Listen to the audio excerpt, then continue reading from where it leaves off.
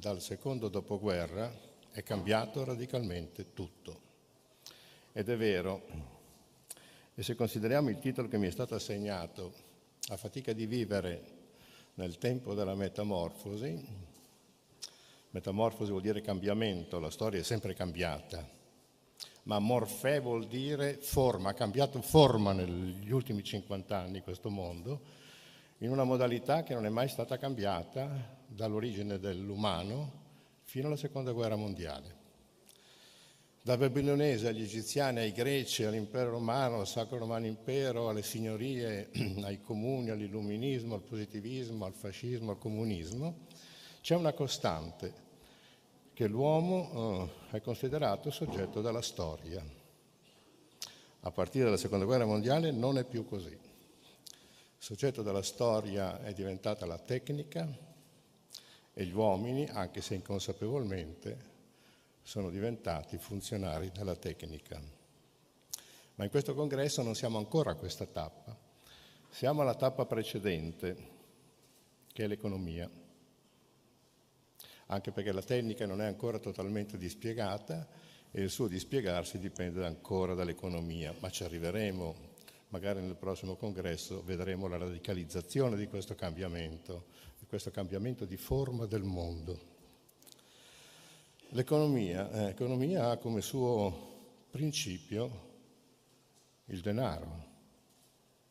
Un'economia per giunta che ha sempre meno a che fare con la ricchezza che si produce materialmente, penso all'agricoltura, penso all'industria, e sempre più con la ricchezza che si produce finanziariamente, cioè il denaro che genera denaro. E qui l'informatica ha dato una grande mano perché ha abolito il tempo, ha abolito lo spazio, due categorie antropologiche veramente molto importanti. Kant le definiva le forme a priori dell'umano, il tempo e lo spazio, e però la tecnica le ha bypassate, il tempo è il tempo dell'informatica e lo spazio è lo spazio dell'informatica, che non è più lo spazio reale e non è più il tempo reale. Bene, il denaro che produce denaro. Aristotele diceva che il denaro non può produrre denaro, perché il denaro non è un bene, ma è il simbolo di un bene, e coi simboli non si fa ricchezza. Nel Vangelo leggiamo in Luca l'espressione mutuum date nihil inde sperantes, prestate il denaro senza attendervi la restituzione. Provate a dirlo alle banche, le quali tra le altre cose hanno tutti i nomi di santi, no? San Paolo, Santo Spirito, però il modello è questo.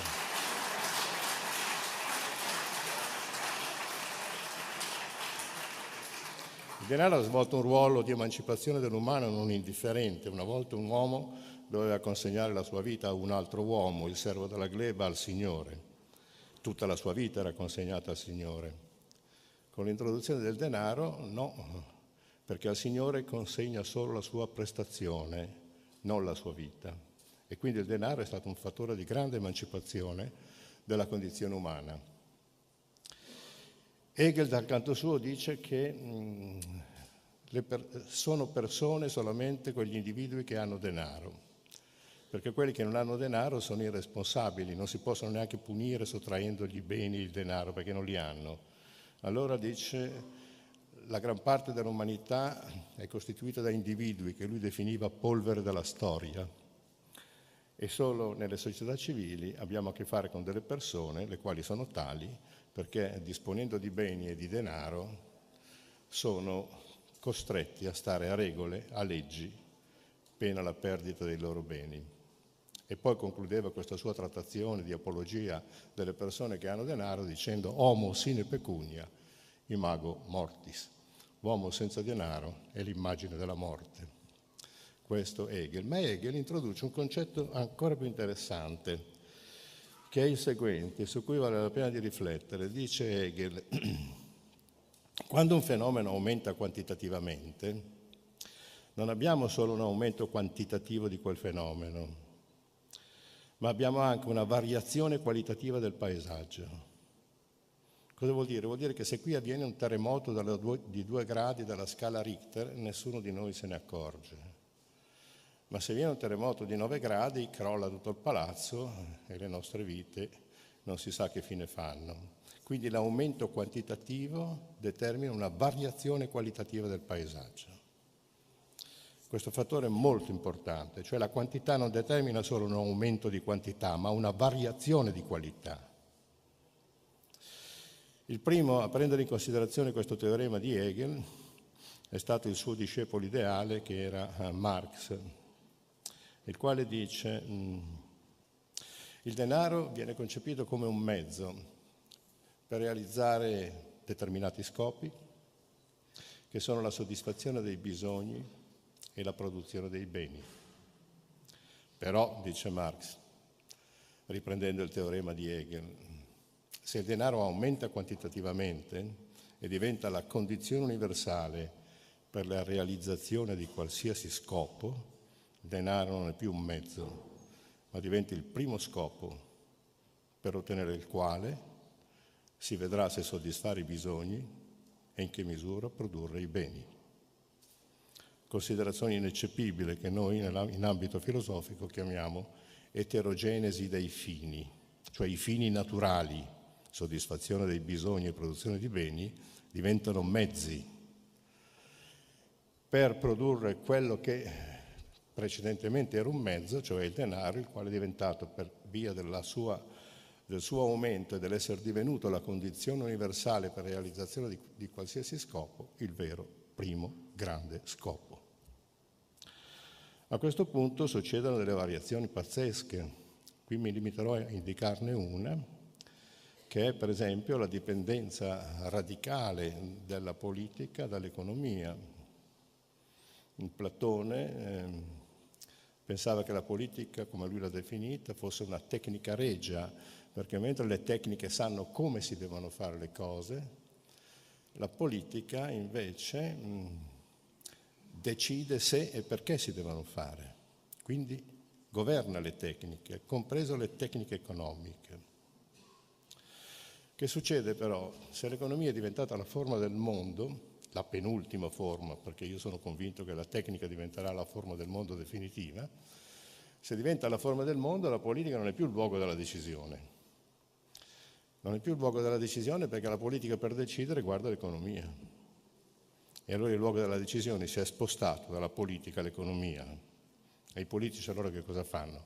Vanno in televisione perché non hanno un altro luogo in cui la loro presenza diventa decisiva. Basta guardare l'Europa, il momento della decisione è cadenzato dal far di conto, dallo sguardo fondamentalmente economico.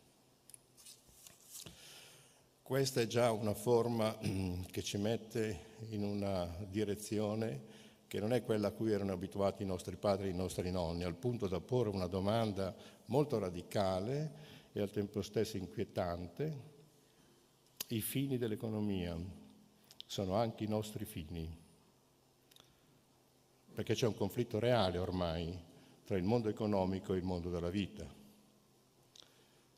Il mondo della vita, economia oikos nomos, dovrebbe essere la legge della casa, ciò che consente a una casa, a una famiglia, oikos vuol dire casa, vuol dire famiglia, di sussistere e di stare possibilmente bene. Oggi l'economia non è più al servizio della casa, della famiglia, non è più al servizio del mondo della vita, degli umani, ma è un processo che procede per suo conto e sostanzialmente in conflitto col mondo della vita. E poi quel mantra pazzesco che si chiama crescita, che è diventata una sorta di forma mentis, qualcosa, basta che il PIL vada giù un po' e che comincia una sorta di angoscia. Crescita, ma qui varrebbe la pena di riflettere un momento, perché il PNUD, che è il Programma delle Nazioni Unite dello Sviluppo, ci dà alcuni numeretti che, se vengono presi in considerazione, qualche riflessione ci obbligano a farla. E i numeretti del PNUD sono che noi occidentali, per occidente intendo l'Europa e l'America del Nord, che siamo circa 1 miliardo di persone, un po' meno, per mantenere il nostro livello di vita abbiamo bisogno dell'80% delle risorse della terra. Va da sé che gli altri 6 miliardi se la devono sfangare col 20%. E allora è sufficiente che cinesi e indiani si mettano a mangiare una ciotola di riso in più, che noi non possiamo più mantenere questo livello. E io non so se queste considerazioni a me paiono così lapalissiane, che cosa vuol dire continuare a parlare di crescita? Possiamo davvero ulteriormente crescere il nostro livello di vita? Si tenga conto che il nostro livello di vita non è neppure esportabile, perché se tutti dovessero vivere alla maniera occidentale la Terra implode. E allora ci troviamo in questa contraddizione. Su questa contraddizione bisogna fare i nostri ragionamenti.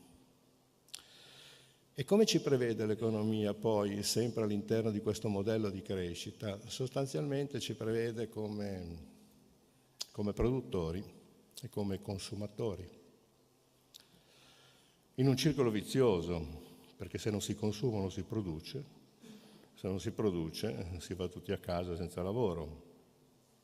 E allora bisogna continuare a produrre e a consumare. Consumare vuol dire portare le cose al niente. C'è un sottile nichilismo che Nietzsche aveva già annunciato nel 1888, che consiste proprio nell'annullamento del valore delle cose, portarle il più rapidamente possibile al nulla. La data di scadenza non è solo un fattore che riguarda gli alimentari, ma tutte le cose. Leggevo 2 mesi fa un bel servizio su Repubblica in cui si raccontava come tutte le nostre macchinette, dai telefonini agli iPad, ai computer, hanno dentro il principio dell'autodistruzione, perché così dopo se ne possono produrre di nuovi. Qui siamo già alla perversione, no? Si rompe un frigorifero, viene il tecnico, il quale dice, i pezzi di ricambio più o meno costano come se lo comprasse nuovo. E così cominciamo a creare questa società dei rifiuti, costante, nichilistica, allo scopo di garantire la produzione, perché questo è il nostro sistema. E il nostro sistema prevede inevitabilmente questa circolarità produzione e consumo come qualcosa di ineluttabile. Ci sono poi 2 macchine che determinano ancora questo annichilimento delle cose. La prima l'abbiamo sentita ieri in una tavola rotonda dai rappresentanti della moda. La moda è una macchina nichilistica spaventosa, perché quello che va bene quest'anno non va più bene l'anno venturo. Sì, certo, si potrebbero ancora mettere quei vestiti, ma non sono più socialmente accettabili. Anche le automobili si potrebbero utilizzare ancora, ma però socialmente non funzionano più come immagine. E allora bisogna portarle al nulla, la moda. L'altra macchina infernale di nichilismo del nostro sistema è costituito dalla pubblicità. Ho sentito che è un po' in calo in questo periodo, ma nulla rispetto all'effetto pubblicitario, perché la pubblicità ha questo di interessante, che nel nostro sistema che prevede il circolo consumo-produzione, la pubblicità si incarica non solo di far produrre beni, ma si mette a produrre anche bisogni nuovi, in modo tale che attraverso la produzione dei bisogni si possono produrre dei beni indotti. Io ho conosciuto perlomeno il più grande pubblicitario, in occasione della traduzione di un suo libro in italiano, il più grande pubblicitario americano, si chiama Friedrich Beigbeder, nome tedesco, in realtà lui è francese, i soldi li ha fatti in America e nel Novecento è diventato il più grande pubblicitario americano, ha fatto una macchina di soldi infinita. A un certo punto ha una revisione della sua vita, scrive un libro che in Italia è stato tradotto col titolo Euro 14,39 e nella sua introduzione ho portato 4 sue righe, dice: sono un pubblicitario, ebbene sì, in cui l'universo. Io sono quello che vi vende tutta quella merda, quello che vi fa sognare cose che non avrete mai. Cielo sempre blu, ragazze sempre belle, una felicità perfetta, ritoccate in Photoshop, immagini laccate, musiche nel vento. Quando a forza di risparmi voi riuscirete a pagarvi l'auto dei vostri sogni, quella che ho lanciato nella mia ultima campagna, io l'avrò già fatta passare di moda. Io vi drogo di novità e il vantaggio della novità è che non resta mai nuova. C'è sempre una novità più nuova che fa invecchiare la precedente. Farvi sbavare è la mia missione. Nel mio mestiere nessuno desidera la vostra felicità, perché la gente felice non consuma.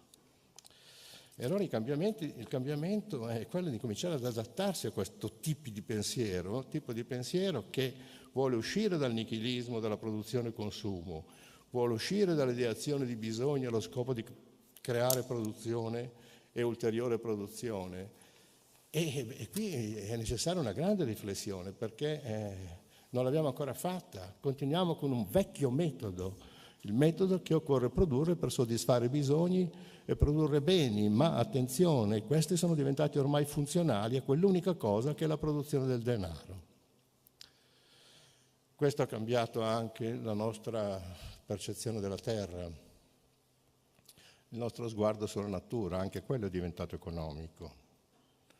La natura è visualizzata ormai come materia prima e questo su input cristiano. Per i greci questo era impensabile, perché la natura era pensata come quell'orizzonte immutabile che nessun uomo, nessun Dio fece, sempre stata, è e sarà. E l'uomo deve armonizzarsi con le leggi di natura. Dice Platone: uomo meschino, non pensare che questo universo sia stato creato per te, tu piuttosto sarai giusto se ti aggiusti all'universo armonia. E quando sorge il problema della tecnica e viene messo in scena nel V secolo a.C. da Eschilo, nella tragedia del Prometeo incatenato, il coro chiede a Prometeo: dimmi, è più forte la tecnica o è più forte la legge, la necessità che governa le leggi di natura? E Prometeo risponde: tecne danankes astenestera mecra. La tecnica è di gran lunga più debole, astenestera, astenia, di quanto non sia la necessità che governa le leggi di natura. Il mondo cristiano invece che cosa prevede? Il mondo cristiano prevede che la natura sia stata assegnata all'uomo per il suo dominio. Se andate a leggere il Genesi vedete che sta scritto: Dio dice ad Adamo: dominerai sulle acque, sui pesci delle acque, sui volatili del cielo, sugli animali della terra. E questa struttura del dominio è diventato l'input della nostra cultura. La terra va dominata, la terra va utilizzata, la terra va sfruttata, la terra diventa il sostentamento dell'umano. Questo è il messaggio cristiano, antitetico, radicalmente antitetico a quello greco. E siccome tradizione giudaico-cristiana e tradizione greca sono le due fonti della cultura occidentale, quella che ha vinto è la tradizione giudaico-cristiana. E ha vinto perché, come dice opportunamente Nietzsche, ha detto agli umani: voi non morirete mai, mentre i greci sapevano di dover morire e chiamavano l'uomo il mortale. I greci pensavano che l'età dell'oro fosse al passato e poi l'umanità procedesse per decadenza. Eschilo dice: siamo già arrivati all'età del ferro, alla quinta generazione dopo l'età dell'oro. Ma anche Marx è un grande cristiano, anche lui pensa che il passato è male, ingiustizia sociale, il presente è rivoluzione, il futuro giustizia sulla terra.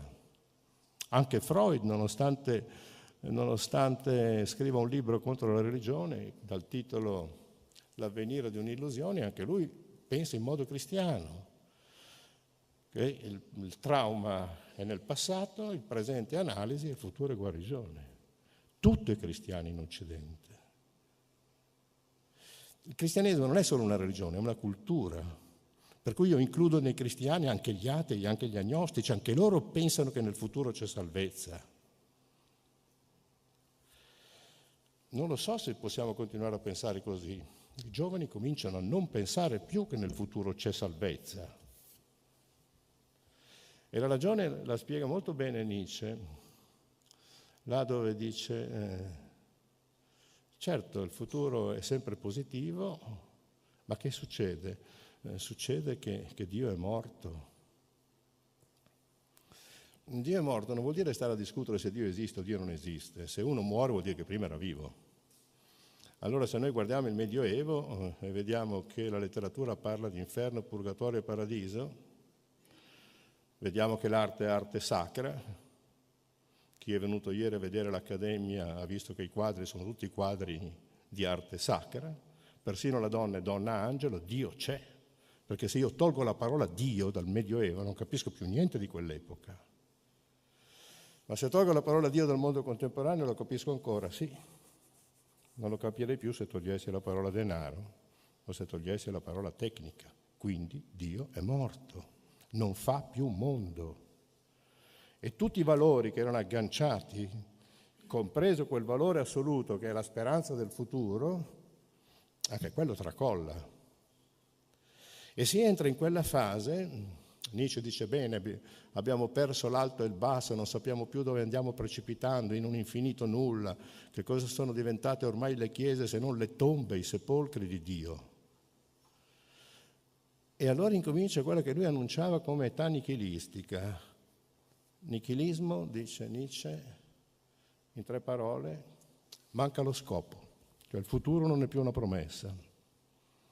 Manca la risposta al perché. Che ci faccio al mondo se il futuro non è più una promessa?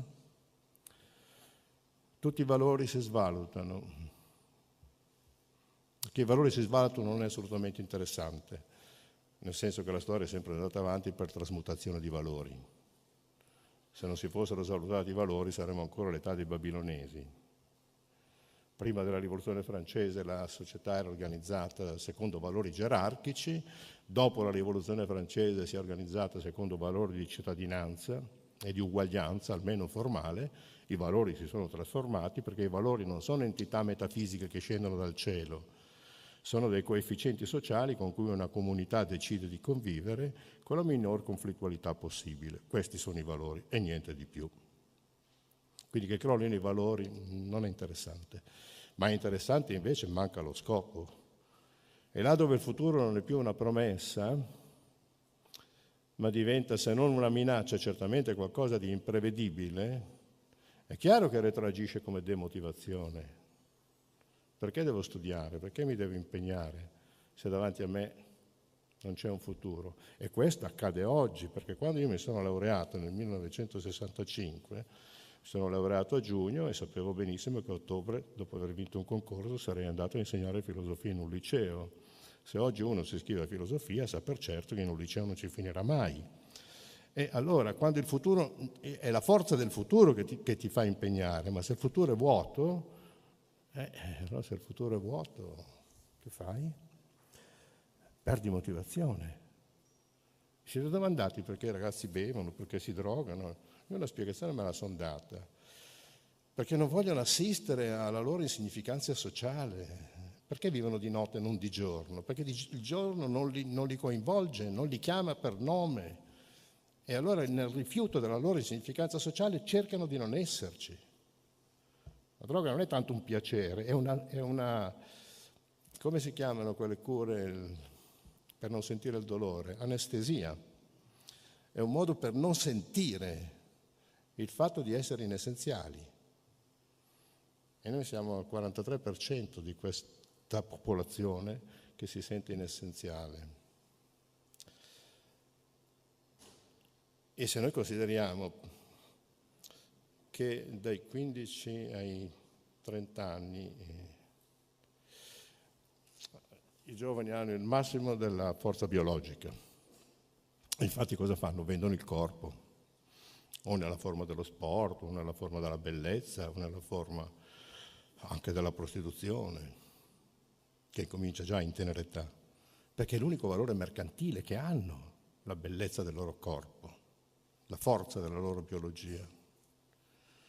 Massimo della potenza sessuale, ma non riproduttiva, perché gli organi sessuali raggiungono la maturazione intorno ai 13-14 anni, ma non si può generare fino a 30-35, non per ragioni stranissime, ma per ragioni economiche. Ecco qui di nuovo l'economia che confligge col mondo della natura. Per ragioni economiche. Già Maritain, che è un filosofo francese, amico di Paolo VI, un filosofo cattolico, diceva che la nostra civiltà ha prodotto degli angeli che Dio non aveva previsto. Chiaro che i giovani non fanno gli angeli, però la loro sessualità non è riproduttiva. E poi la cosa ancora peggiore è che la perdita peggiore è la loro intelligenza. Dai 15 ai 30 anni hai il massimo della potenza intellettuale, una potenza intuitiva, un'intelligenza intuitiva, magari poco organizzata, ma molto ideativa. Einstein ha trovato la sua formula a 24 anni, non a 70. Io stesso le cose che vado dicendo ho cominciato a scriverle intorno ai 30 anni. Il mio primo libro si chiamava Il tramonto dell'Occidente, ho già capito come andava a finire la musica. Poi può darsi che sbaglio tutto, però perché non utilizzare? Cosa pensiamo noi? Supponiamo che la società sia un organismo e noi facciamo a meno del massimo della forza biologica, del massimo della forza sessuale, del massimo della forza ideativa e poi pensiamo di avere ancora futuro? Monti diceva che è una generazione già persa, adesso io direi che è già persa anche una seconda, ma questi comunque arriveranno a dirigere questa nazione. E come si sono preparati? Facendo fotocopie, facendo stage, con contratti di un giorno? Che esperienze hanno maturato nel mondo della vita? Va bene, torniamo a questa nostra natura pensata come materia prima e anche qui diceva bene Heidegger nel 1927 quando scriveva Essere tempo che ormai abbiamo cambiato la percezione del mondo naturale perché lo guardiamo solo dal punto di vista economico, già allora nel 1927, e diceva quando uno entra in una foresta vede legname, pensa al legname, vede un fiume, pensa a energia elettrica,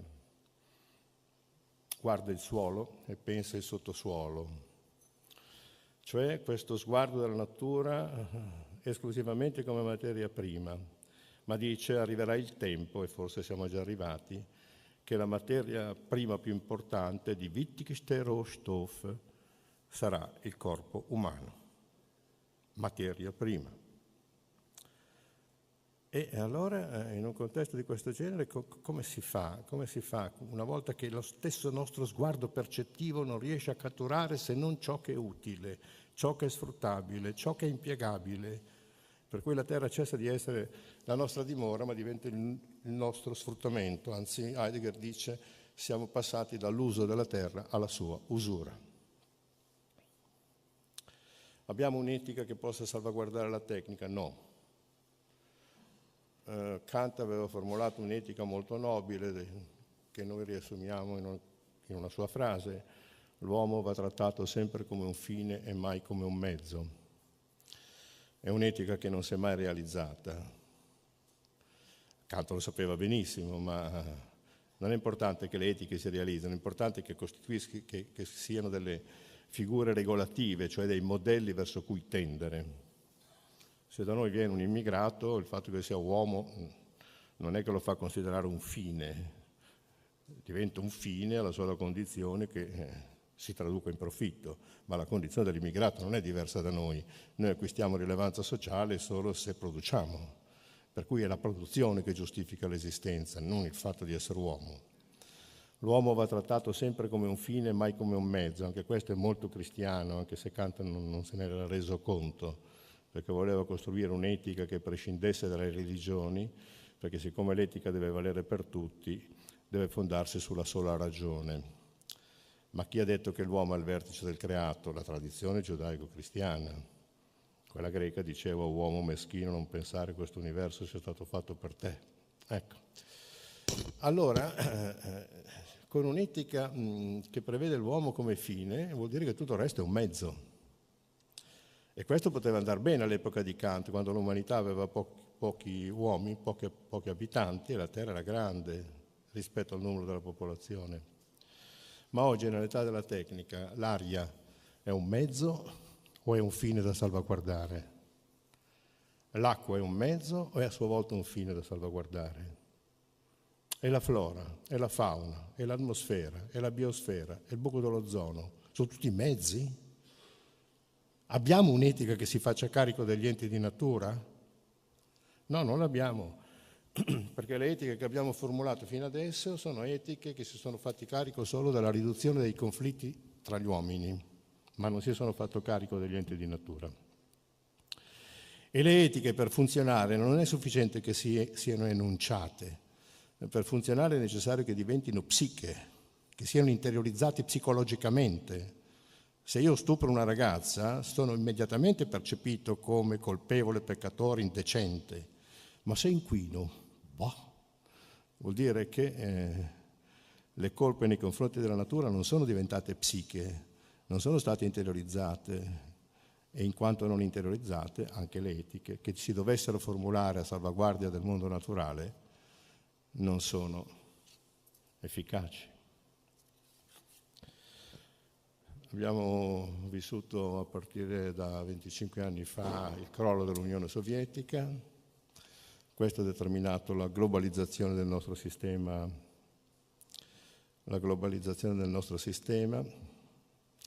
e non so, sotto l'entusiasmo della globalizzazione il nostro sistema non ha già visto il suo suicidio, nel senso che il nostro sistema reggeva la sola condizione che il resto del mondo non fosse ai nostri livelli. E fino a qui ci eravamo riusciti attraverso il colonialismo territoriale e ancora oggi un po' ci riusciamo attraverso il colonialismo economico. Ma ce la facciamo noi a diffondere il nostro sistema in tutto l'universo? O ha ragione Charles Bukowski quando dice il capitalismo ha soppresso il comunismo? Bene, dice lui, ora il capitalismo divora se stesso. E qui abbiamo sentito anche la difficoltà di che cosa significa globalizzazione in queste giornate. Noi con la globalizzazione abbiamo esportato il mercato, abbiamo cercato di esportare la democrazia, esportare quello che ancora non abbiamo, perché la democrazia non so quando c'è mai stata in Occidente, nel senso che l'impero romano non era democratico, il Sacro Romano Impero ancora meno, le signorie principiate lasciamo perdere, l'illuminismo ci ha provato e non ci è riuscito, il positivismo neppure. Nel Novecento abbiamo avuto fascismi e comunismi, non so quando c'è stata la democrazia, perché la democrazia non significa andare a votare, questo è un modo di eleggere i capi, la democrazia vuol dire creare le condizioni per cui tutti possono avere un accesso a tutte le possibilità che una società offre, questa è democrazia, non il voto in sé è abbastanza inessenziale.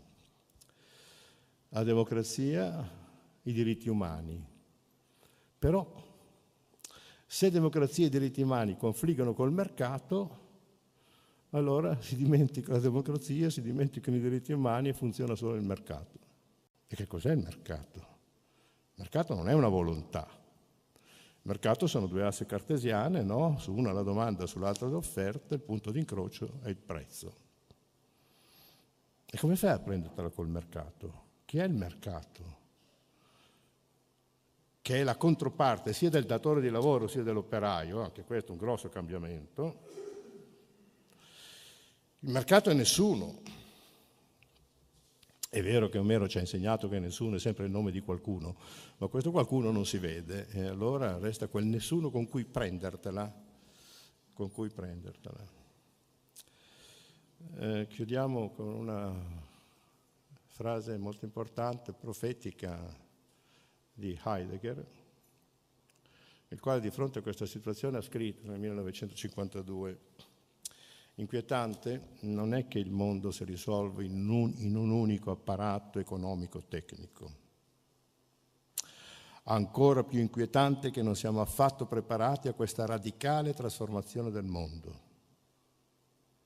Ma la cosa ancora più inquietante è che non abbiamo un pensiero alternativo al pensiero che sa fare solo di conto. Denken als Rechnen. Un pensiero che sa solo calcolare. E non avendo un pensiero alternativo al pensiero come calcolo, non c'è nessuna possibilità di riscattarci da questa situazione profondamente nichilistica, profondamente antitetica al mondo della vita, e non abbiamo nessun'altra possibilità, perché anche i pensieri che apparentemente non sono calcolanti, come può essere l'arte, la musica, eccetera, in realtà l'arte, quando un quadro diventa arte, quando entra nel mercato, prima non ha valore. Il valore glielo conferisce il mercato, non l'arte. L'arte non è più in grado di conferirsi valore. E allora questa è la situazione. Inquietante non è che il mondo si trasformi in un unico apparato economico-tecnico, ancora più inquietante è che non siamo affatto preparati a questa radicale trasformazione del mondo. Ma la cosa ancora più inquietante è che non abbiamo un pensiero alternativo al pensiero che fa di conto. E allora questa è la nostra paralisi. Mi ricordo qualche mese fa, sono andato, vivo a Milano ma insegno a Venezia, quindi tutte le settimane vado a Venezia. Una volta è venuta su una ragazza con un'arpa, che è uno strumento musicale abbastanza ingombrante, no? Quindi ha creato la curiosità un po' di tutto lo scompartimento. Si è sistemata e a un certo punto un signore molto distinto e anche molto garbato inizia una conversazione con lei, le chiede che cos'è questo strumento, dove si suona, quando si suona, se è difficile impararlo, in che contesti viene utilizzato, che soddisfazione le dà. La ragazza era molto interessata che qualcuno si occupasse di lei e della sua arte. E dopo questa bella conversazione che sarà durata una mezz'oretta, il signore distinto gli dice: ma adesso signorina mi dica, con questo strumento dov'è il business? Ecco qui il pensiero calcolante, il pensiero che sa fare solo di conto. E allora se questa è l'unica modalità con cui noi pensiamo, proviamo ad inoltrarci nel futuro facendo ancora più algoritmo, facendo ancora più conti e vediamo se riusciamo a far accadere quello che ieri Gubitosi, incidentalmente, non so quanto consapevolmente, parlando della popolazione che diventava sempre più urbana e sempre meno rurale, è sempre meno distribuita sul territorio, parlando della digitalizzazione gli è uscita una frase: chissà se saremo più felici. Qui vi lascio con questa domanda, io penso di no.